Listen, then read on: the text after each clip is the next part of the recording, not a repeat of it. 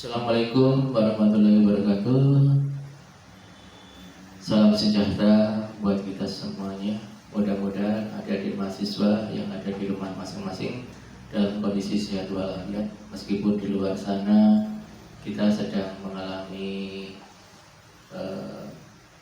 pandemi global penyebaran virus corona. Mudah-mudahan semuanya dalam kondisi baiknya, tetap jaga kesehatan, tetap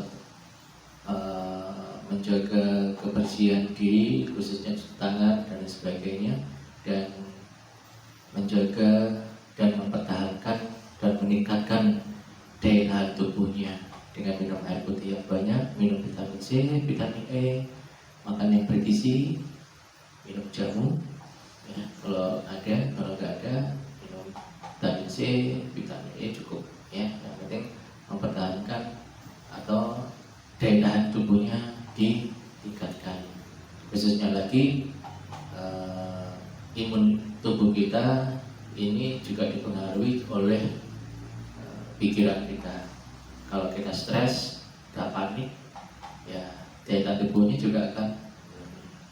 Oke, kita akan melaksanakan diskusi bareng-bareng bersama dengan saya melalui video ini dengan mata kuliah keperawatan jiwa. Topik kita pada kesempatan hari ini adalah tentang etik legal keperawatan dalam keperawatan jiwa. Apa sih etik atau etik keperawatan? Adalah sudut pandang pada apa yang baik dan apa yang benar untuk kesehatan dan kehidupan manusia, mengarahkan kepada perawat bagaimana dia harus bertindak dan berinteraksi dengan orang lain. Tentunya tidak hanya interaksi dengan pasien, perawat dengan pasien, atau perawat dengan keluarga, atau perawat dengan teman sejawatnya, atau perawat dengan tim medis yang lain ya. Tapi secara konteks keseluruhan, bagaimana dia berinteraksi dengan orang lain, itu adalah etika perawatan. Bersumber pada pernyataan Florence Nightingale, ibu keperawatan kita, yang menyampaikan ada sebuah ikrar profesi dalam keperawatan. Kalau kita sudah menjadi perawat, kita punya ikrar bahwa seluruh hidup kita didedikasikan untuk mengoptimalkan kesehatan diri kita sendiri maupun orang lain. Melalui apa? Satu, yaitu membantu yang sakit untuk mencapai keadaan yang sehat melalui asuhan keperawatan. Yang kedua, membantu yang sehat untuk mempertahankan kesehatannya. Pasien-pasien yang sudah sehat pulang. Nah, tugas kita adalah bagaimana ketika nanti di rumah pasien-pasien ini bisa mempertahankan kondisi sehatnya. Syukur-syukur bisa ditingkatkan lagi ke yang lebih optimal. Melalui apa? Melalui penyuluhan kesehatan, melalui edukasi dan sebagainya bisa kita lakukan untuk memberikan informasi yang sebanyak-banyaknya terkait bagaimana dengan hidup yang sehat supaya kondisi kesehatannya lebih optimal lagi. Yang ketiga adalah membantu mereka yang sudah dalam kondisi tidak, dalam tanda kutip, terminal, tidak dapat disembuhkan lagi, atau mendapatkan penyakit yang sudah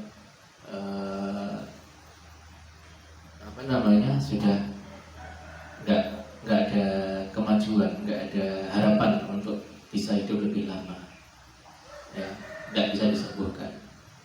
Maka perawat punya tugas untuk memberikan atau mengeksplor potensi-potensi yang ada pada diri pasien, sehingga dia bisa melalui masa-masa sulitnya, fokus dengan hal-hal yang masih dia bisa miliki, kemampuan-kemampuan positif yang masih bisa dimiliki, yang bisa meningkatkan kepercayaan dirinya, meninggalkan atau menanggalkan depresinya, sedihnya ketika dia merasakan sakit yang gak sembuh. Yang keempat, membantu seseorang yang menghadapi kematian, tazkiratul maut, untuk bisa seoptimal mungkin sampai menjelang ajal. Jadi perawat mendampingi pasien yang sakaratul maut supaya ketika dia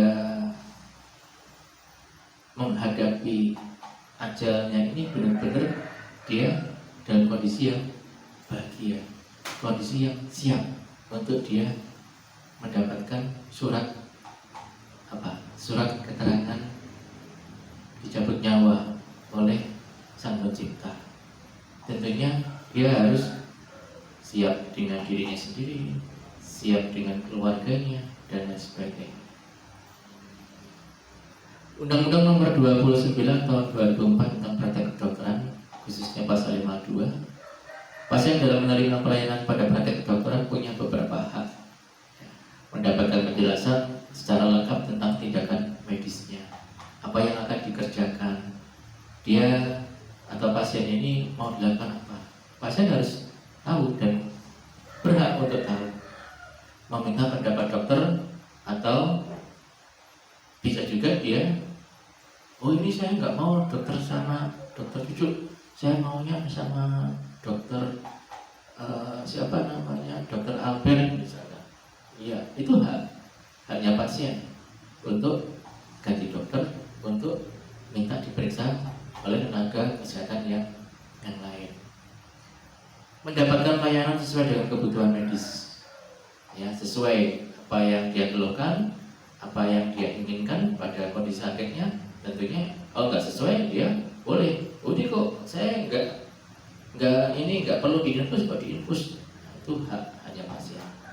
Atau mungkin bisa menolak tindakan, misalkan aku nggak mau diinfus, ya nggak apa-apa, boleh, itu haknya pasien, tapi tetap harus menandatangani informed consent, menandatangani persetujuan menolak tindakan, dan punya hak juga untuk mendapatkan isi dari rekaman medisnya. Misalkan aku ingin tahu riwayat penyakitku seperti apa, pemeriksaan laboratorium seperti apa, pemeriksaan ronsenku seperti apa, itu bisa dilihat di rekam medisnya. Menurut Stuart and Laraya, susah ya ngomongnya kalau orang Inggris itu. Kalau Paimo atau Sukijo itu enak pengucapannya. Ya kita lidahnya lidah Jawa. Ya. Menurut Stuart and Laraya, ada beberapa hak pasien jiwa secara umum yang perlu kita ketahui. Yang pertama, hak untuk berkomunikasi dengan orang lain di luar rumah sakit dengan berkorespondensi, nulis surat, SMS, telepon, boleh, tapi tetap ada pembatasan ya. Tidak mungkin pasien diberikan handphone, diberikan kebebasan untuk akses dunia luar, tidak ya. Artinya ada batasan-batasannya. Atau mendapatkan kunjungan, ya. Ini kadang menjadi saran yang harus diingat oleh keluarga, karena jangan sampai pasien ini sama sekali nggak dikunjungi, karena bagaimanapun juga keluarga itu punya peran penting dalam proses penyembuhan pasien. Hak untuk berpakaian, ya nggak mungkin pasiennya gangguan jiwa nggak usah pakai baju aja, podo aja. Tetap diberikan baju yang layak, yang tentunya sesuai dengan kebijakan atau peraturan yang ada di rumah sakit. Hak untuk beribadah, diberikan fasilitas tempat sholat, gereja, atau yang lainnya ketika dia melaksanakan ibadah. Hak untuk dipekerjakan apabila memungkinkan. Ya, kalau kondisinya sudah bagus, terkontrol, bisa jadi. Bahkan di rumah sakit jiwa Lawang itu pasien jiwa banyak yang dipekerjakan untuk merapikan taman, buat pagar dan sebagainya. Ya. Hak untuk menyimpan dan membuang barang, melaksanakan keinginannya, memiliki hubungan kontraktual, membeli barang, ya, makanan ringan, snack, rokok, ya, boleh pasien dipegangi uang, nanti mintanya ke perawat, kebutuhannya perawat, cuman ada pembatasannya ya, sesuai dengan kesepakatan dengan keluarga. Misalkan sehari nggak boleh lebih dari 5.000 seperti itu. Hak untuk pendidikan, hak untuk habis korpus, misalkan ditinjau ulang terkait dengan pidana atau keputusan pengadilan. Hak untuk pemeriksaan jiwa atas inisiatif pasien. Misalkan pasien, saya ini nggak sakit loh, saya ini sehat, kenapa saya mau dibawa ke rumah sakit jiwa? Ya, pasien punya hak untuk diperiksa, benar nggak saya gangguan jiwa? Ya, kalau pasiennya merasa sehat ya boleh, silakan. Tapi kita perlu perhatikan dan perlu ingat bahwa pasien gangguan jiwa itu kebanyakan mengalami penolakan. Ya, daya dirinya nggak bagus, dia merasa dirinya sehat. Nah, ini perlu kita ingat-ingat. Hak pelayanan sipil, jangan pengen ganti KTP, ya boleh. Atau kemarin 2019 pemilu, boleh nggak nyoblos? Boleh, punya hak, punya suara, selama dia mampu menentukan pilihannya siapa. Kecuali ada kemarin pilihannya nomor 1 Pak Jokowi, nomor 2 Pak Prabowo, yang dipilih nomor 3. Nah, nomor 3 nggak ada. Nah, ini berarti masih belum bisa menentukan pilihan, ya nggak bisa untuk memberikan hak suaranya. Hak untuk mempertahankan instansi hukum, ya. Misalkan pasien gangguan jiwa memperpanjang SIM boleh nggak? Ya boleh. Cuma nanti keputusannya ada di Satlantas. Bisa nggak diperpanjang? Atau bisa nggak dia ngurusin? Ya nanti yang penting haknya diberikan. Hak untuk menuntut dan dituntut, ya. Tapi kebanyakan ini keluarga. Seperti kasus waktu ada seorang pasien gangguan jiwa di rumah sakit X di Jakarta, dipukuli sama satpam. Nah, ini tentu melanggar etik, melanggar kode etik, ya. Apalagi yang melakukan satpam bisa dituntut kalau pasiennya mau menuntut atau keluarganya menuntut, bisa karena punya hak. Hak untuk menikah dan bercerai. Ya, tidak jarang kita temui di rumah sakit jiwa itu pasien jatuh cinta. Ya, jatuh cintanya pada lawan jenis, bukan ke sesama jenis. Akhirnya sampai ke pelaminan. Pak, saya pengen menikah sama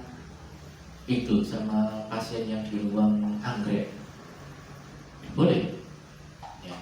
Yang penting kedua belah pihak sama-sama setuju, keluarga juga oke, ya kita difasilitasi, punya hak untuk menikah atau bercerai. Hak untuk tidak mendapatkan restrain mekanik yang tidak perlu, misalkan enggak ngamuk, enggak apa kok diikat, ini punya hak untuk menolak. Hak untuk review status secara periodik, melihat perkembangan kesehatannya. Hak untuk perwalian hukum, ya. Misalkan anaknya menikah, kalau memang keluarga menghendaki dia minta sebagai wali pernikahan, ya boleh. Hak untuk privasi, menjaga privasinya. Hak untuk informed consent, hak untuk menolak perawatan, dan lain sebagainya. Sebenarnya pasien dengan gangguan jiwa itu apa sih yang menjadi alasan dia dirawat di rumah sakit? Ya biasanya satu, karena berbahaya. Bagi siapa? Bagi orang lain atau dirinya sendiri.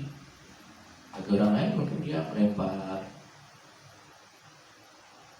botol, melempar bata, mecahin kaca jendelanya tetangga, ada tetangganya lewat, dibandem sama gelas, dibandem sama bata dan sebagainya. Dan juga dirinya sendiri ngamuk, mukulin kepalanya jedotin ke tembok,